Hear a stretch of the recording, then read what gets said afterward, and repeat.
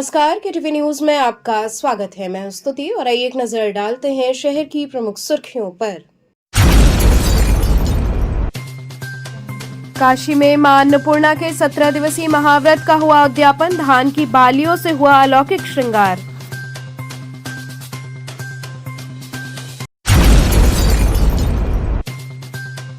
आशा एवं आशा संगिनी कर्मियों ने 14 सूत्री मांगों को लेकर दिया जोरदार धरना।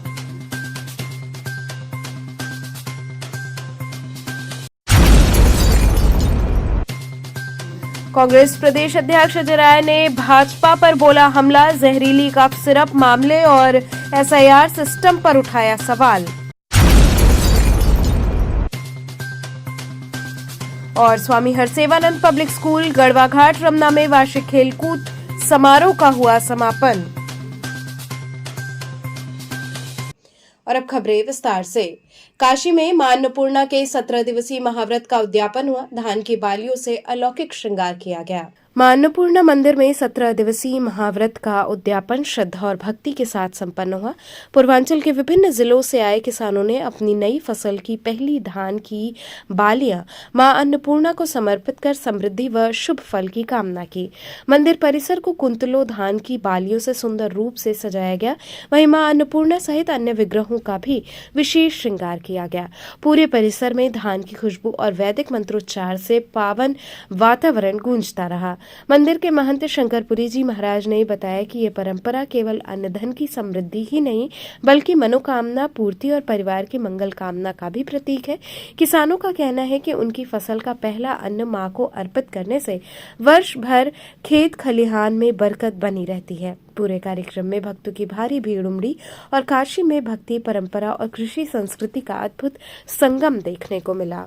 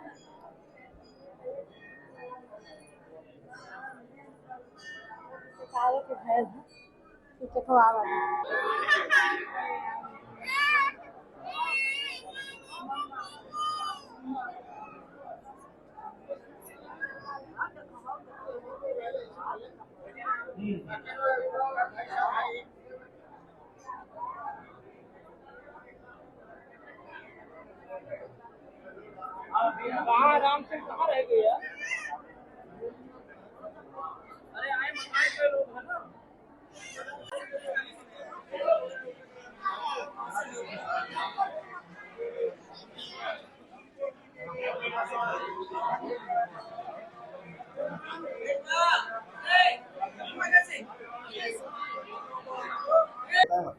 काशी का अति प्राचीन अन्नपूर्णा मंदिर आज चंपा छठ है। 17 दिन का व्रत समापन हो रहा है, जिसमें महिलाएं पुरुष सुबह से लोग आ रहे हैं, उद्यापन की तैयारी करके आए हैं, उद्यापन कर रहे हैं। और आज माता जी का व्रत जो है समापन होगा। यहाँ से लोग कच्चा चावल लेंगे, माता जी का प्रसाद लेंगे और व्रत का समापन करेंगे। फिर अपने घर पे जाएंगे, माता जी की पूजा करेंगे, भंडारा करेंगे। और यहाँ पर आज पूजा अर्चना करने के बाद में कल 27 तारीख को सुबह प्रथम तल से माता जी का प्रसाद धान के रूप में मिलेगा, जिसको घर में ले जाकर रखेंगे तो उनके यहाँ बरकत होती है। फसलों में डालते हैं तो रोग नहीं लगते हैं, कम लगते हैं और पैदावार बढ़ती है। ऐसी यहाँ की मान्यता है। अनेक किसान आएंगे, कल धान की बालियाँ लेके जाएंगे और माता अन्नपूर्णा का आज उद्यापन का कार्यक्रम चल रहा है। फिर घर पे जाके लोग अपने घर पे भंडारा वगैरह करेंगे, माता जी का आशीर्वाद उनको मिले। और आशा एवं आशा संगिनी कर्मियों ने 14 सूत्री मांगों को लेकर जोरदार धरना दिया। प्रदेश भर में आशा एवं आशा संगिनी कर्मियों के बकाया भुगतान और लंबित मांगों को लेकर नाराजगी तेज हो गई है। इसी क्रम में आशा कार्यकर्ताओं ने 15 दिसंबर 2025 से अनिश्चितकालीन राज्यव्यापी हड़ताल पर जाने का लिखित नोटिस जारी कर दिया है। संगठन का कहना है कि वर्षों से मानदेय और प्रोत्साहन राशि के लिए उनका संघर्ष जारी है, लेकिन सरकार और मिशन निदेशालय द्वारा उनकी समस्याओं को लगातार नजरअंदाज किया जा रहा है। जिलाध्यक्ष ने बताया कि वर्ष 2025 में किए गए कार्यों के आधार प्रोत्साहन राशि, राज्य प्रदत्त प्रतिपूर्ति और राष्ट्रीय स्वास्थ्य अभियानों के भुगतान अभी तक लंबित है। इसके साथ ही वर्ष 2019 से बकाया प्रोत्साहन राशि पर भी कोई निर्णय नहीं लिया गया, जबकि इस संबंध में मुख्यमंत्री, स्वास्थ्य मंत्री और मिशन निदेशक को कई बार पत्र भेजे जा चुके हैं। संगठन का आरोप है कि गोल्डन आयुष्मान कार्ड और आभा आईडी बनाने में आशा बहुओं की महत्वपूर्ण भूमिका रही, लेकिन 225 करोड़ रुपए के भुगतान में से 1 रुपए तक का भुगतान नहीं किया गया। इतना ही नहीं, 1 नवंबर को की गई पूर्ण कार्यबंदी के बाद भी न तो भुगतान किया गया और न ही त्रिपक्षीय वार्ता आयोजित की गई। संगठन ने बताया कि आशा बहुओं की 14 सूत्री मांगे अब भी अनसुलझी हैं। यूनियन ने स्पष्ट चेतावनी दी है कि यदि सरकार निर्धारित समय सीमा में वार्ता कर समाधान नहीं करती तो 15 दिसंबर से प्रदेश भर में स्वास्थ्य सेवाओं से जुड़े कई कार्य प्रभावित होंगे, जिसकी जिम्मेदारी पूरी तरह शासन प्रशासन की होगी। उन्होंने कहा कि आंदोलन तब तक जारी रहेगा जब तक सरकार लिखित रूप से मांगों को स्वीकार नहीं करती।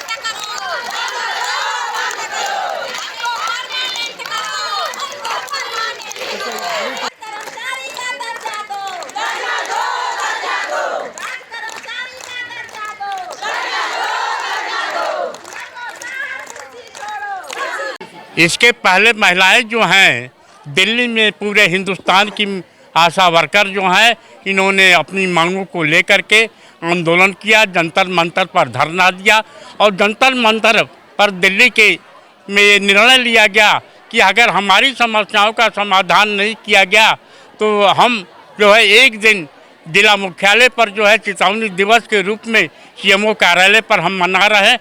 इसके बाद हम 15 दिसंबर को जो है 15 दिसंबर को पूरे प्रदेश में जो है काम बंद आंदोलन की शुरुआत करेंगे और स्पष्ट है कि मुझे जीने लायक वेतन चाहिए, क्योंकि सुन लीजिए सुप्रीम कोर्ट का एक निर्देश हो चुका है सामान्य कार्य का सामान्य वेतन के सिद्धांत पर मुझे कम से कम 8 घंटे का कार्य लेना चाहिए। यहाँ पर 24 घंटे का कार्य लिया जा रहा है और उसके बदले हमको क्या मिल रहा है? मुझे जो है एक मजदूर जो ईंटा ढोने वाले मजदूर हैं उनके बराबर भी मजदूरी नहीं दी जा रही।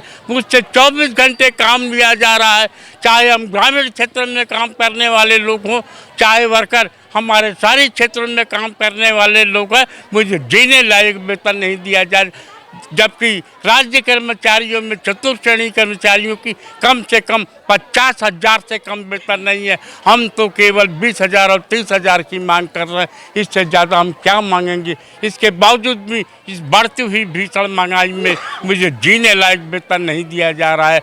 जब तक जीने लायक वेतन नहीं दिया जाएगा तब तक हम अपने परिवार की रक्षा क्या कर सकते हैं? परिवार के बच्चों की भरण पोषण क्या कर सकते हैं? हम परिवार के बच्चों की क्या शिक्षा दे सकते हैं? यही हमारी मुख्य मांगे है। अगर सरकार ने हमारी मांगों को पूरा नहीं किया तो निश्चित है कि हम उत्तर प्रदेश सरकार क्या, मैं भारत सरकार से अगर आवश्यकता होगी तो 2-2 हाथ पीछे करने में हम पीछे नहीं हटेंगे। ये हमारा निर्णय है। चाहे इसके लिए हमें भले ही निकाल दिया जाए, हमें जेलों के सलाखों में मुझे रखा जाए, तो इससे अच्छा है कि कम से कम मुझे 2 जून की जेलों के अंदर रोटी तो मिलेगी, मगर यहाँ मुझे 2 जून की रोटी भी नहीं मिल पा रही है। इससे ज़्यादा मैं प्रदेश में कितनी आशाएं बहनें हैं जो प्रभावित हैं? इससे कम से कम मैं समझता हूँ कि 3-4 लाख लोग हैं इससे कम नहीं है। इनकी 4 सूत्री मांगे हैं मुख्य रूप से जीने लायक वेतन, राज्य कर्मचारियों का दर्जा दिया जाए। जब 24 घंटे काम करा रहे हैं, ग्रामीण क्षेत्रों में स्वास्थ्य संबंधित काम करा रहे हैं, तो मुझे जीने लायक वेतन क्यों नहीं दिया जा रहा है, मुझे राज्य कर्मचारी का दर्जा क्यों नहीं दिया जा रहा। इन सब प्रमुख मांगे हैं। अभी क्या स्थिति आशा बहनों की, कितनी सैलरी है मिलती है क्या? अभी इनको कोई सैलरी नहीं मिलती, केवल 2000 रुपया मिलता है और मानदेय के रूप में दिया जाता है, इससे ज़्यादा कुछ नहीं मिलता है। आज हम लोग सीएमओ कार्यालय वाराणसी में उपस्थित हुए हैं कि आशा बहनों की समस्या को लेकर के प्रतिदिन यह अत्याचार बढ़ता जा रहा है। आशाओं के शोषण हो रहे हैं। हर सीएससी पीएससी पे काम को बढ़ाया जा रहा है। काम को करवाते हुए भी समय पे पैसा नहीं मिल रहा है हमारी आशा बहनों का, और नियुक्त तो कर दिया गया लेकिन आज तक आशा बहन को परमानेंट नहीं किया गया। इसी सब समस्या को लेकर के हम लोग यहाँ उपस्थित हुए हैं, सारी आशा वर्कर। कितनी सूत्री मांग है आप लोगों की और कितनी आशा बहनें हैं जो इस समस्या से पीड़ित हैं? हम लोगों की मांगे हैं कि हम लोगों को राज्य कर्मचारी का दर्जा दिया जाए और हम लोगों का वेतन लागू किया जाए और हमारे काम को 24 घंटे न करा के हमारे काम का समय निर्धारित किया जाए। यही सब मांगे हैं और समय पे जो हम लोगों का प्रोत्साहन राशि दिया जाता है उसको समय पर दिया जाए। कितनी महिलाएं आई, कहाँ से यहाँ पे आई हैं, कहाँ पे बैठी है? यहाँ पे हमारी 8 वाराणसी जिले की 8 ब्लॉक की आशा बहनें उपस्थित हैं और अर्बन क्षेत्र की। कितनी संख्या है? अब संख्या तो आपके सामने है, भीड़ भी आपके सामने है और यहाँ तक कि कुछ बहनों को जबरदस्ती बीएलओ में ड्यूटी लगा दिया जा रहा है, जबकि कोई लिखित प्रमाण पत्र नहीं है, कोई ट्रेनिंग नहीं कराई गई, उसके बावजूद भी बीएलओ में उनको ढकेल दिया जा रहा है हमारी आशा बहनों को। तो ये गलत बात है। अब हम लोग ऐसा कोई भी अत्याचार नहीं सहेंगे, हम लोग जग चुके हैं। अगर हमारी मांगों को जल्द से जल्द पूरा नहीं किया गया तो हम लोग कार्य को बहिष्कार कर देंगे। वैसे आज हम लोग सीएमओ कार्यालय पे जुटे हैं चेतावनी दिवस के रूप में। आज हम लोग चेतावनी देने आए उत्तर प्रदेश की समस्त आशा वर्कर यूनियन की समस्त जिलों में ये चेतावनी दिवस है और 15 दिसंबर से हम लोग कार्य बहिष्कार कर रहे हैं। कांग्रेस प्रदेश अध्यक्ष अजय राय ने भाजपा सरकार पर हमला बोला, जहरीली कफ सिरप मामला और एसआईआर सिस्टम पर सवाल उठाए। उत्तर प्रदेश कांग्रेस कमेटी के प्रदेश अध्यक्ष अजय राय ने लोहराबीर स्थित कैंप कार्यालय में पत्रकार वार्ता कर प्रधानमंत्री के संसदीय क्षेत्र में जहरीली और नशीली कफ सिरप के अवैध कारोबार पर केंद्र और राज्य सरकार को कटघरे में खड़ा किया। उन्होंने कहा कि पुलिस कमिश्नरेट सिस्टम के बावजूद इस तरह का नेटवर्क फल फूलना डबल इंजन सरकार की नाकामी और सत्ता संरक्षण को साबित करता है। अजय राय ने आरोप लगाया कि एनएचआरसी की नोटिस के बावजूद यूपी सरकार ने अब तक रिपोर्ट नहीं भेजी, जबकि एफआईआर में आरोपी के नाम पते हटाकर अपराधियों को बचाने की कोशिश की जा रही है। उन्होंने ड्रग लाइसेंस अधिकारी नरेश मोहन को इस नेटवर्क का मास्टरमाइंड बताते हुए उसकी बर्खास्तगी और कठोर कार्रवाई की मांग की। उन्होंने एसआईआर सिस्टम को वोट चोरी मॉडल बताते हुए कहा कि देश भर में बीएलओ कर्मचारियों की आत्महत्याएं इसी अमानवीय दबाव का नतीजा है। कांग्रेस ने दोषी अधिकारियों पर 302 के तहत कार्रवाई, मृतक परिवारों को 1-1 करोड़ रुपए मुआवजा और सभी आरोपियों को तत्काल गिरफ्तार करने और न्यायिक जांच की मांग उठाई। अजय राय ने कहा कि प्रधानमंत्री के क्षेत्र में जहरीली सिरप का व्यापार, बढ़ते अपराध और प्रशासनिक मनमानी ये साबित करती है कि सरकारी संरक्षण बिना इतना बड़ा अपराध संभव नहीं है। उन्होंने 26/11 के शहीदों को नमन करते हुए संविधान की रक्षा का संकल्प दोहराया। अजय जी, आज प्रेस वार्ता बुलाए थे, क्या था इसमें? एक प्रेस वार्ता, आज विशेष प्रेस वार्ता बुलाई। आईडी के ऊपर नहीं बराबर लगाई जाएगी। विशेष प्रेस वार्ता बुलाई गई। विशेष प्रेस वार्ता का मतलब है कि लोगों के जीवन का मूल्य जो आज पूरी तरीके से ये सरकार बर्बाद कर रही है, हमारा भविष्य खराब कर रही है। आज कफ सिरप, जो जहरीली कफ सिरप पूरे बनारस के अंदर इसका रैकेट पूरे कई प्रदेशों में है, बाहर तक विदेशों तक है। ये साबित कर रहा है कि प्रधानमंत्री के संसदीय क्षेत्र में अब तबाही की तरफ जा रहा है। जो व्यक्ति एक बार नाम उसके FIR के होते हैं 15 तारीख को, उसमें पूरे उसके पिता का नाम और पूरा पता आता है। 19 तारीख में तो शुभम जायसवाल का नाम आता है, तो न उसका पता आता है न उसके पिता का नाम आता है। 19 तारीख में एक पिता का भी FIR होता है मुगल सराय में, उसमें पता चंदौली का दिया जाता है। 15 तारीख में भोला प्रसाद के नाम FIR होती है, पता कहाँ दिया जाए, रांची का दिया, झारखंड का दिया जाता है। इससे साबित हो रहा है कि सरकार पूरी तरीके से इन ड्रग जो आज इस कफ सिरप के माफिया इनके साथ खड़ी है, और इसका जो मेन आदमी है, जो इस पूरे रैकेट का मेन इंचार्ज है, Naresh Mohan, drug licence authority का जो था यहाँ पर अधिकारी, वो उसने पूरी तरीके से ये रचना करके पूरा इस सिंडिकेट का मेन आदमी है, सरकारी अधिकारी है, उसके खिलाफ तत्काल कार्रवाई हो, बर्खास्त हो और उसकी पूरी संपत्ति की जांच हो। SIT जांच की भी यहाँ पे इसमें SIT की कोई ज़रूरत नहीं है, इसमें न्यायिक जांच होनी चाहिए। न्यायिक जांच, हाई कोर्ट के सिटिंग जज से न्यायिक जांच कराएंगे, तब इसमें दूध का दूध पानी का पानी, क्योंकि इसमें अधिकारी और सरकार पूरी तरीके से मिली है। प्रधानमंत्री के संसदीय क्षेत्र का मामला है, उसके बाद भी कुछ नहीं हो रहा, तो इसमें न्यायिक जांच होनी चाहिए, मेरी मांग है। स्वामी हरसेवानंद पब्लिक स्कूल गढ़वाघाट रमना में वार्षिक खेलकूद समारोह का समापन हुआ। स्वामी हरसेवानंद पब्लिक स्कूल गढ़वाघाट रमना में वार्षिक खेलकूद समापन समारोह का भव्य एवं गरिमामयी आयोजन किया गया। कार्यक्रम का शुभारंभ विद्यालय के प्रबंधक सचिव बाबा प्रकाश ध्यानानंद ने स्वामी हरसेवानंद जी महाराज के चित्र पर माल्यार्पण एवं दीप प्रज्वलन कर किया। विद्यालय में अंतर सदनीय वार्षिक खेलकूद प्रतियोगिताएं पिछले कई दिनों से उत्साहपूर्वक संचालित हो रही थीं, जिनका आज विधिवत समापन हुआ। अपने संबोधन में बाबा प्रकाश ध्यानानंद ने कहा कि केवल तकनीकी ज्ञान से विकास संभव नहीं है, खेल भी जीवन का महत्वपूर्ण अंग है। खेल विद्यार्थियों के मानसिक, शारीरिक एवं बौद्धिक विकास में अहम भूमिका निभाते हैं। खेलकूद के बिना मानव विकास अधूरा है। समारोह में छात्रों और अभिभावकों की उत्साहपूर्ण भागीदारी रही। प्रतियोगिता के परिणाम में रमन हाउस प्रथम, दयानंद हाउस द्वितीय, दयानिधि हाउस तृतीय और विवेकानंद हाउस चतुर्थ स्थान पर रहा। विजेता प्रतिभागियों को प्रबंधक सचिव द्वारा शील्ड, मेडल एवं प्रमाण पत्र प्रदान कर सम्मानित किया गया। कार्यक्रम में प्रस्तुत किए गए कुलगीत, kids dance, gymnastic, PT dance, Rajasthani dance एवं खेलो इंडिया आधारित सांस्कृतिक प्रस्तुतियों ने दर्शकों को मंत्रमुग्ध कर दिया।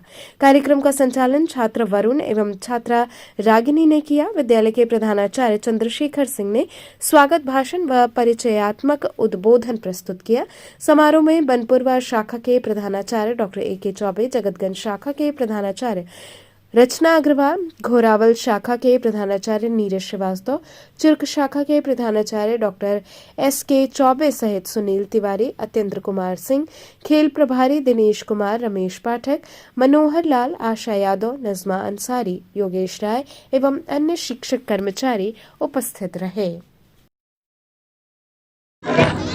सपने उनके ही पूरे होते हैं जो मेहनत को अपना साथी बनाते हैं, अपनाते हैं।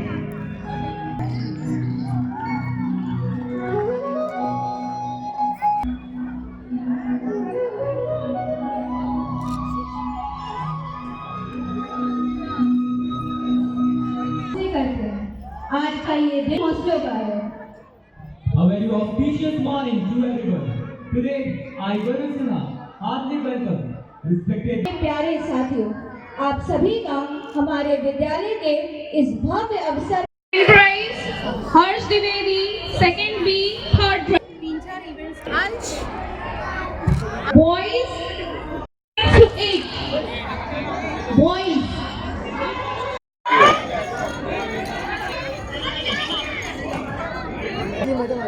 Varun, wherever you are, please come.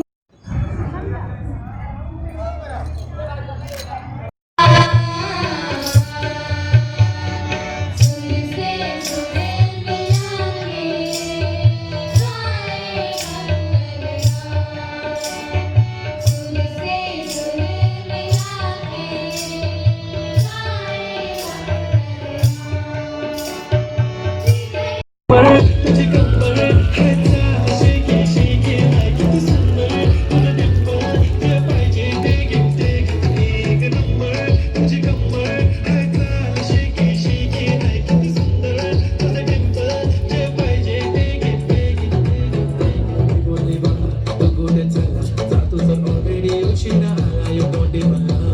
नसते रे कमी सांगू का मम्मीला तू बनतो शाळा माझी सासू तुझी मदत आश तुझ्यावर थांबून माझी नजर एक नंबर तुझी कंबर हाय चाल शेके शेके हाय किती सुंदर तुझा डिंपल जय पाहिजे एक नंबर तुझी कंबर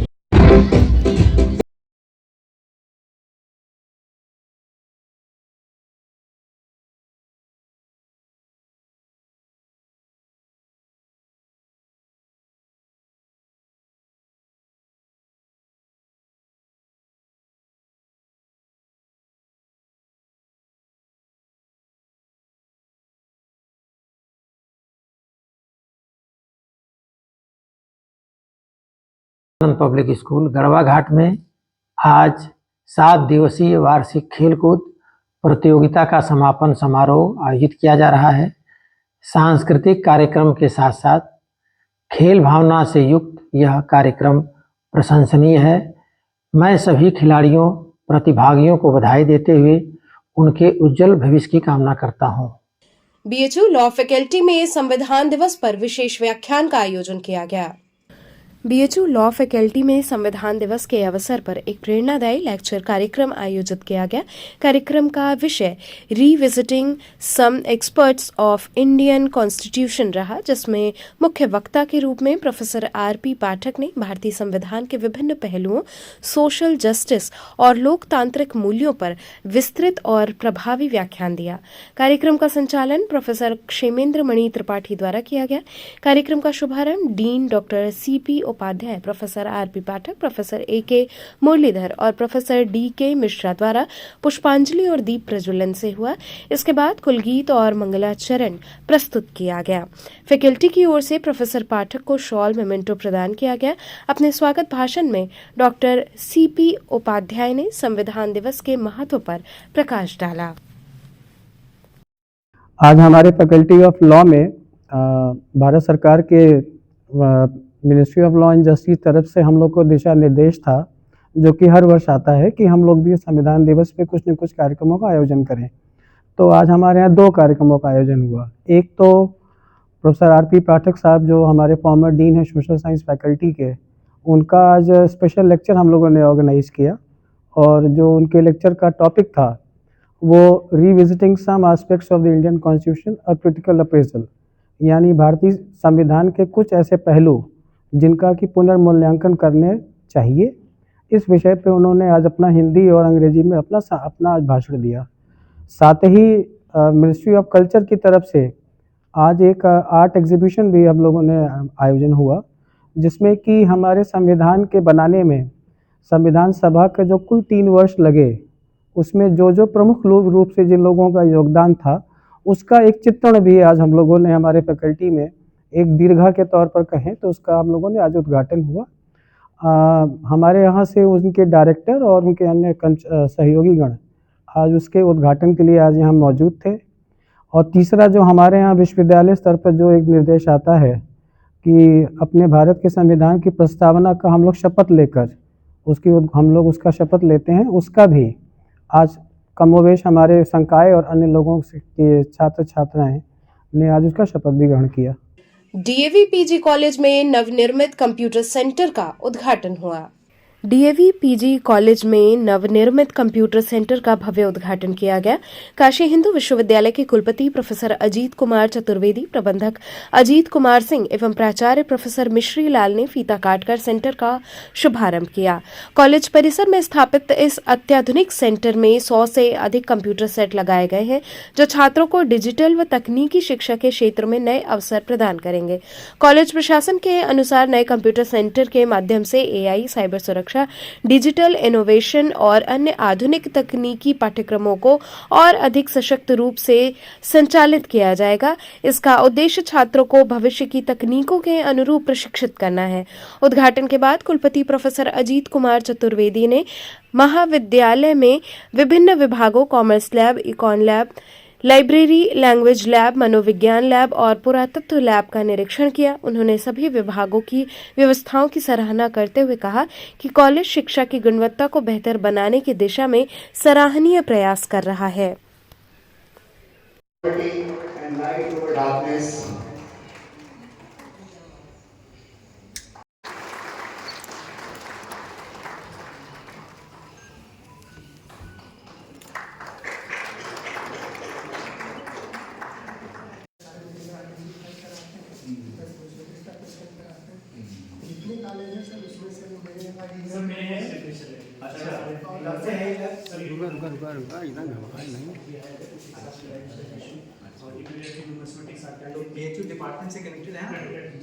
डीवी पीजी कॉलेज के प्रांगण में आज हमको कई जगह देखने का मौका मिला, लाइब्रेरी में और कॉमर्स लैब, इकोनॉमिक्स लैब, अभी हमने AIHC की लैब देखी। हर जगह जो है काफ़ी अच्छा माहौल है, एकेडमिक माहौल है और ध्यान इस पे दिया जा रहा है कि हम बच्चों के लिए कैसे संसाधन ऐसे रखें कि बच्चे उससे पाएँ और उससे उनको लाभ मिले। चूँकि अभी एग्ज़ाम चल रहे हैं इसलिए बच्चे नहीं दिख रहे हैं। तो कुछ कमियां भी मिली क्या है? नहीं देखिए, कमियां नहीं है, लेकिन क्या होता है कि कोई भी विश्व में ऐसा संस्थान नहीं है जिसको और इम्प्रूव करने की जरूरत नहीं है। आगे क्या योजना होगी? ये तो कॉलेज तय करेगा।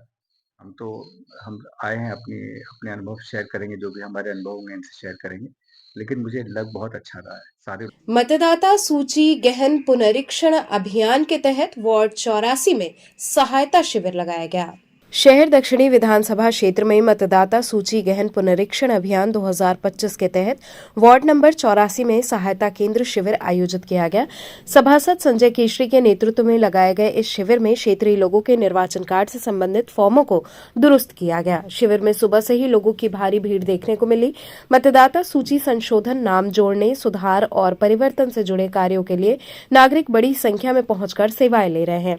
पार्षद संजय केशरी ने स्थानीय निवासियों से अपील करते हुए कहा कि जो भी पात्र नागरिक हैं वो अपने दस्तावेजों के साथ शिविर में पहुंचकर इस अभियान का लाभ अवश्य उठाएं। शिविर के संचालन में प्रमुख रूप से सेक्टर संयोजक मुरारी श्रीवास्तव, विजय पांडे, उदय प्रताप सिंह, BLO मीना पाल, सरिता श्रीवास्तव, सौरभ सिंह सहित कई कार्यकर्ताओं और अधिकारियों ने सक्रिय सहयोग दिया। इस शिविर में बूथ संख्या 113, 114 और 115 के मतदाताओं के लिए विशेष व्यवस्था की गई है, जिसके माध्यम से हजारों लोगों के लाभान्वित होने की संभावना है। थोड़ा देर में फोन कर रहे हैं आपको ना 67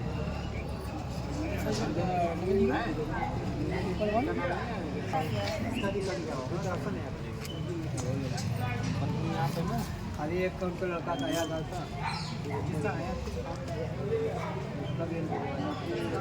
SIR वाली 2016 की सूची मंगवा लीजिएगा कि कहाँ से वोटर नाम हो जाते हैं, कौन से बूथ, कौन से भाग क्या उसके हैं, आप इन्हीं लोग तो बता दें।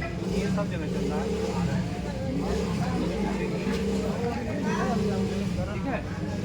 शिविर लगा है ये आज ये शिविर SIR को जो चल रहा है उसी के निमित्त जनता को कोई समस्या न हो, फॉर्म भरने में कोई दिक्कत न हो, जो भी उनकी समस्या है उसको पूछ के उनको सॉल्व कराया जा रहा है। यहाँ वोटर लिस्ट की व्यवस्था है, हमारे अपने सभी कार्यकर्ता सभी लोग लगे हुए हैं जनता की हेल्प के लिए। जिसकी जो समस्याएं आ रही हैं उसको त्वरित निदान कराया जा रहा है। तो आप लोग पूरी तरह से इसमें सक्रिय हैं?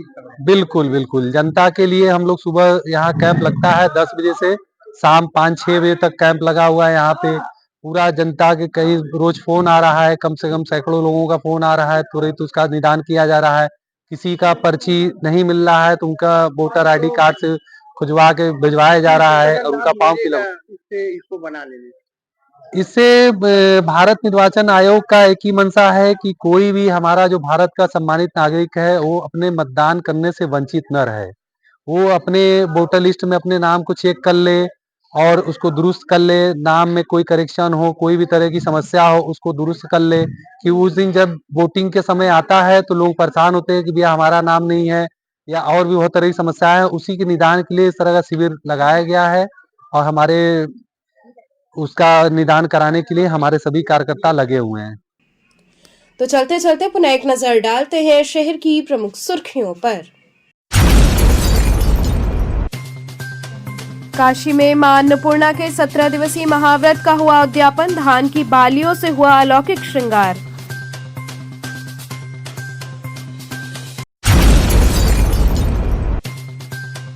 आशा एवं आशा संगिनी कर्मियों ने 14 सूत्री मांगों को लेकर दिया जोरदार धरना।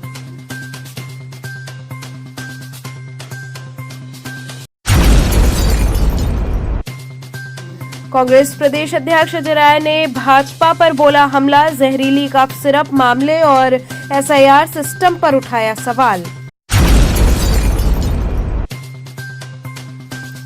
और स्वामी हरसेवानंद पब्लिक स्कूल गढ़वा घाट रमना में वार्षिक खेलकूद समारोह का हुआ समापन। तो ये थे आज के समाचार, कल फिर होगी मुलाकात, तब तक के लिए नमस्कार।